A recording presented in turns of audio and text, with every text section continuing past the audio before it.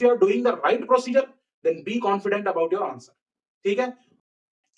नमस्कार, मैं मोहित आनंद स्वागत करता हूं एक बार फिर से आपका आपके अपने YouTube चैनल पर।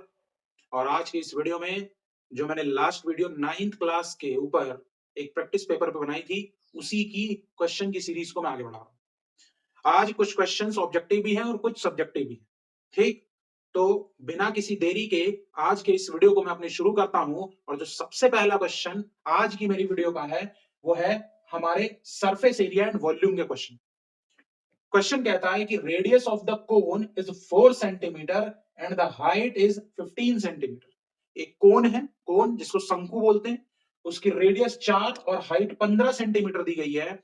आइसक्रीम सेलर, मतलब वो जो कोन वाली खाते हैं ना कॉर्नेटो, तो आइसक्रीम सेलर क्या करता है, 1/4 ऑफ इट एम्प्टी, एक चौथाई खाली रखता है। और हमें वॉल्यूम भी उसी चीज की बतानी है जितना पोर्शन उसका खाली है।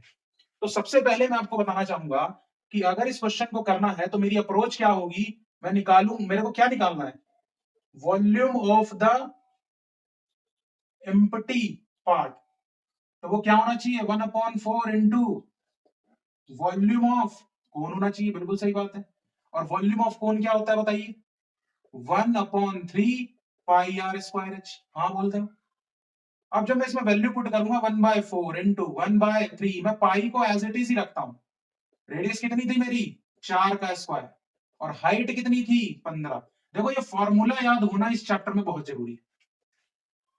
जो हमारा सरफेस एरिया एंड वॉल्यूम का चैप्टर है, इसमें सबसे पहली चीज तो आपको फिगर पता होनी चाहिए कि कौन सी फिगर क्या है, और सेकेंड थिंग जो पता होनी चाहिए वो इसके फॉर्मूले। तो वॉल्यूम ऑफ कोन का formula 1/3 pi r square h होता है। मैंने रेडियस की जगह 4 और हाइट की जगह 15 लिख दिया।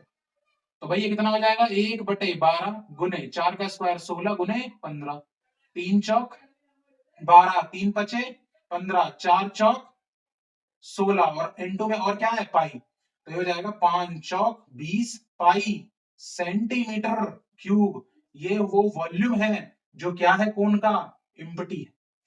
इसी क्वेश्चन को वो कह सकता है कि बताइए कितना हिस्सा भरा हुआ है। तो अगर ये कह देता कि कितना हिस्सा भरा हुआ है, तो आप कॉमन सेंस का इस्तेमाल कर सकते हैं कि अगर किसी चीज का 1/4 खाली है तो इसका मतलब है 3/4 उसका भरा हुआ है। तो वहां पर जब मैं वॉल्यूम निकालता, तो अभी जो मैं 1/4 कर रहा हूं तब मैं क्या करता, 3/4 करता। उम्मीद करता हूं कि ये पहला क्वेश्चन बहुत ही सिंपल तरीके से आपको समझ आएगा। आइए बढ़ते हैं अपने नेक्स्ट क्वेश्चन की ओर। जो हमारा क्वेश्चन नंबर 2 है वो लीनियर इक्वेशन इन 2 वेरिएबल के ऊपर। क्वेश्चन कहता है कि लीनियर इक्वेशन के एक सॉल्यूशन दिए गए, -2,2, 0,0 और 2,-2। लास्ट वीडियो जिन्होंने नहीं देखी वो लास्ट वीडियो में देख सकते हैं। मैंने बताया था कि ये कोऑर्डिनेट x और ये कोऑर्डिनेट y होता है। और अगर कोई पॉइंट या कोई सॉल्यूशन है किसी लाइन का, तो जब उसके कोऑर्डिनेट पुट करेंगे x की जगह x और y की जगह y, तो LHS बराबर RHS होगा, तभी वो सॉल्यूशन। हमें पूछा कि ये 3 पॉइंट अगर किसी लीनियर इक्वेशन के सॉल्यूशन है, तो दिए गए 4 में से वो लीनियर इक्वेशन कौन सा हो सकता है। भाई आपको एक चीज समझ में आ रही है कि मुझे इन तीनों की एक ऐसी इक्वेशन फॉर्म करनी है जिसको ये तीनों वैल्यू सेटिस्फाई कर दे।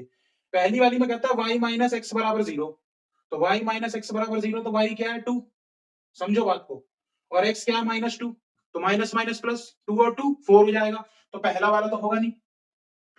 दूसरे वाले पे देखा -2 + 2 0 हो गया, सही बात है। 0 + 0 0 हो गया, और 2 - 2 0 हो गया। तो हमारा आंसर क्या है, B is the right answer. MCQ question है, पेन चलाने की भी जरूरत नहीं पड़ेगी, आप डायरेक्ट देख के आंसर लिख सकते हो कि x + y = 0 वो लीनियर इक्वेशन है जिसको ये तीन सॉल्यूशन सेटिस्फाई करेंगे। समझ में आ रहा है। क्वेश्चन नंबर 3 कहता है कि एक ट्रायंगुलर फ्लावर बेड है, फूलों का एक बिस्तर जो ट्रायंगुलर शेप का है, और उसकी साइड्स दी गई है 5 मीटर, 8 मीटर और 11 मीटर।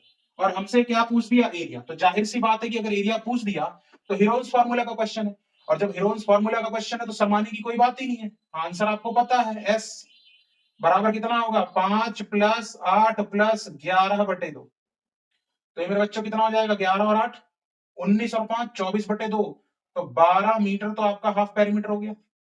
अब हमें हीरोन्स फार्मूला लगाना है। तो एस मैं डायरेक्ट कर रहा हूं, एस माइनस ए, एस माइनस बी और एस माइनस सी। कईयों की भैंस पानी में जाती हुई दिख रही है मुझे। अब मुझे एक बात बताइए, 12 को क्या लिख सकता हूं, 4 × 3 = 12 गुने 7 गुने 4 गुने 1। भाई जिसका पेयर बनेगा वो रूट से बाहर और जिसका नहीं बनेगा वो अंदर, तो 4√21 मीटर स्क्वायर क्या है उस फ्लावर बेड का एरिया, और 4√21 कौन सा ऑप्शन है, ए, तो A is the right answer. Again ये जो क्वेश्चन था वो हीरोन्स फार्मूला का एक बहुत ही वाहियात क्वेश्चन था जिसको आप बहुत ही आसान ढंग से कर सकते हैं। जब भी कभी बेसिक क्वेश्चन आएंगे तो मैं बार बार बोलते आया हूं अपनी कैलकुलेशन को थोड़ा पेशेंस से करिएगा, कहीं ऐसा ना हो कि आता हुआ क्वेश्चन भी आप गलत कर दें। और ये जो आप प्रैक्टिस पेपर सॉल्व कर रहे हैं ये एडुडेल की वेबसाइट पर डायरेक्टरेट ऑफ एजुकेशन के द्वारा डाला गया है, जिसको मैं यहां पर डिस्कस कर रहा हूं। क्वेश्चन नंबर 4 कहता है एंगल्स ऑफ ए क्वाड्रिलेटरल दिए गए हैं रेशियो में, सारे एंगल निकालो। तो कल जो वीडियो लास्ट अपलोड हुई है उसमें भी आपको पता है कि एंगल ऑफ क्वाड्रिलेटरल या कोई भी चीज अगर रेशियो में दी गई है तो हम रेशियो को एक्स क्यों मानते हैं। रेशियो को एक्स मानने से हमारा क्वेश्चन करने का तरीका थोड़ा सा सिंपल हो जाता है। अगेन जब मैं इस क्वेश्चन को करूंगा तो मैं लगाऊंगा एंगल सम प्रॉपर्टी, जो कहता है कि चारों एंगल का सम कितना होता है 360। तो क्योंकि मैंने रेशियो को क्या ले लिया, let the ratio be x, तो भाई चारों एंगल कौन से हो गए 3x plus 5x plus 9x plus 13x, और हेंस सम कितना 360 डिग्री। क्यों भाई एंगल सम प्रॉपर्टी। तो 13 9 22 5 27 और 3 30x बराबर 360 डिग्री। तो यहां से x की वैल्यू कितनी आती हुई दिखाई दे रही है 12। अब अगर x 12 है तो मेरे एंगल कितने हो जाएंगे 36 डिग्री एक, 60 डिग्री एक, 12 निम्मा 108 डिग्री एक, और 12 की 13 में गुणा करूंगा तो कितना आएगा बताइए, 12 तिया 36 यानी 156 डिग्री एक। तो चार एंगल पूछे हैं, चारों की वैल्यू मैंने आपको बहुत ही आसान तरीके से बता दी। थोड़ा रैपिड मोड में करा रहा हूं, आपको पता है कि आपको किस तरीके से थोड़ा डिटेलिंग करके करनी है। जैसे यहां मैंने डायरेक्ट 36 लिख दिया, आप करेंगे 3x is equal to 3 into 12, इस तरीके से करके आपको करना है क्योंकि सब्जेक्टिव पेपर है, जाहिर सी बात है। समझ में आ रहा है भाई। हमारा क्वेश्चन नंबर 5 एक थ्योरम है और ये सर्कल चैप्टर का एक थ्योरम कहता है prove that equal cord of a circle subtend equal angle at the centre, कि किसी भी सर्कल के अगर कॉर्ड्स इक्वल हैं तो उनके द्वारा जो सेंटर पर एंगल बनाया जाएगा वो एंगल भी क्या होगा, इक्वल होगा। तो आइए बिल्कुल आसान तरीके से इस थ्योरम को प्रूफ करते हैं। हमने एक सर्कल ले लिया और इसमें दो कॉर्ड ले लिए। एक कॉर्ड का नाम दे दिया ए बी, जीवा बोलते हैं कॉर्ड को, और एक का नाम दे दिया सी डी। बीच में बनाया सेंटर, कॉर्ड के द्वारा एंगल पे सबटेंड किया गया, सेंटर पर सबटेंड किया गया एंगल कुछ ऐसा ही होगा। सेंटर को नाम दे दिया वो, हमें गिवन है कि कॉर्ड इक्वल है, A B is equals to क्या है सी डी, और हमें जो टू प्रूव करना है, टू प्रूव ये करना है कि angle A O B is equals to angle C O D.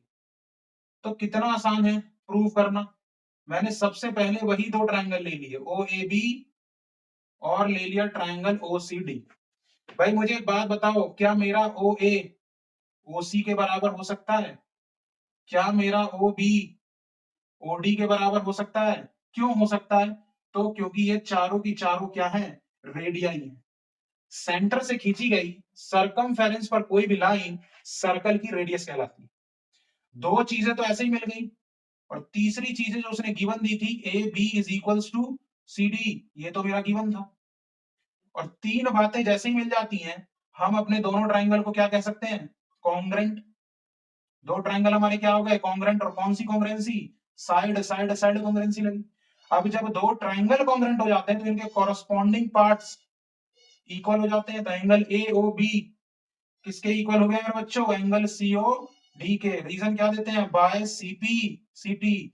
Comment करके बताइए कि सीपी सीटी की फुल फॉर्म क्या होती है। और बहुत ही आसान तरीके से आपका सर्कल चैप्टर का ये थ्योरम मैंने आपके सामने प्रूफ कर दिया। उम्मीद करता हूं कि वीडियो आपको पसंद आ रही होगी। अगर वीडियो पसंद आ रही है और आप इस पॉइंट तक पहुंच गए हैं तो वीडियो को लाइक करना, चैनल को शेयर करना, सब्सक्राइब करना तो बिल्कुल ना भूलें। आइए देखते हैं अपना क्वेश्चन नंबर 6। भाई हमारा जो क्वेश्चन नंबर 6 है उसमें कहा गया कि डेनोमिनेटर को रैशनलाइज करो। और सबसे बड़ी हैरत की बात तो ये थी कि ये जो क्वेश्चन उस पेपर में दिया गया है ये 3 नंबर में दिया गया है। अब मान लो ऐसे क्वेश्चंस अगर आप नहीं कर पाओगे तो सोचो कितनी दुख की बात है। समझ में आ रहा है कि नहीं आ रहा है। तो ऐसे क्वेश्चन बनता है कि नहीं बनता। क्वेश्चन दिया गया 1/√3 9 plus root under 5 plus root under 6। अब आधे बच्चों के तोते क्यों उड़ेंगे वो समझिएगा भाई। बच्चे अब तक ऐसी चीजें रैशनलाइज करते आए जिसमें या तो सिंगल चीज हो, जैसे मान लो सिर्फ रूट 5 होता तो कर लेते, रूट 5 प्लस रूट 6 या 9 प्लस रूट 5 या 9 प्लस रूट 6 कोई भी दो होता तो भी कर लेते। अब यहां तो तीन चीजें आ गई और तीन चीजें आ भी गई और तीनों के बीच में प्लस माइनस का साइन है। अब बच्चा इस चीज में कंफ्यूज रहेगा कि एक्चुअली में, क्योंकि सिखाया तो ये गया है कि जो भी डेनोमिनेटर में है उसके अपोजिट साइन से न्यूमरेटर डेनोमिनेटर में मल्टीप्लाई करके उसको रैशनलाइज कर दो। अब यहां क्या करें? तो जब भी आपके सामने ऐसी सिचुएशन आ रही है तो आप इसके हिस्से कर लो। मैंने क्या किया, 9 माइनस रूट 5 प्लस रूट 6 और 9 माइनस रूट 5 प्लस रूट 6 से डेनोमिनेटर और न्यूमरेटर में मल्टीप्लाई कर दी। यानी मैंने 9 को एक टर्म माना और रूट 5 प्लस रूट 6 को एक टर्म माना। अब जैसे ही मैंने ये किया तो मेरा ऊपर क्या बना, 9 minus root 5 plus root 6 upon में A plus B, A minus B, तो ए स्क्वायर माइनस, बहुत बढ़िया, बी स्क्वायर। ऊपर तो भाई ये हो जाएगा 9 माइनस, जैसे ही माइनस खोलता हूं ब्रैकेट के अंदर सबकी साइन चेंज हो जाते हैं, तो ये हो गया। नीचे 9 का स्क्वायर कितना हो गया, 81, माइनस, पहले इसको देखो, अब ये अपने आप में a प्लस बी का होल स्क्वायर बन के बैठा हुआ है, तो a square 5, B square 6 plus 2ab, 2 into root 5 into root 6, तो ये हो जाएगा 2 रूट 30। ऊपर रह गया 9 minus root 5 minus root 6 upon में 81, 6 और 5 11, तो माइनस का, प्लस माइनस माइनस 2 रूट 30 हो गया। यहां हो गया 9 minus root 5 minus root 6 upon में 81 में से 11 गए तो कितने बचेंगे भाई, 70 माइनस 2 रूट 30। अभी भी ये क्वेश्चन पूरा हुआ नहीं है।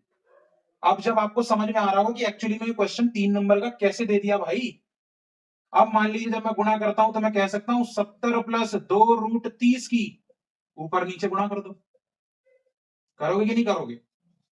अब जब मैं ऊपर गुणा करूंगा तो मेरे को तीनों टर्म की गुणा करनी पड़ेगी इसमें, तो 70 निम्मा 630 प्लस 18 रूट 30, समझते जाइएगा बात को, माइनस 70 रूट 5 माइनस कितना हो गया, 2 रूट 150, इसको करूंगा तो माइनस का 70 रूट 6 माइनस का 2 रूट 180 अपॉन में ले आओ जी, a minus B, A plus B, A का स्क्वायर 4900 माइनस बी का स्क्वायर 1200।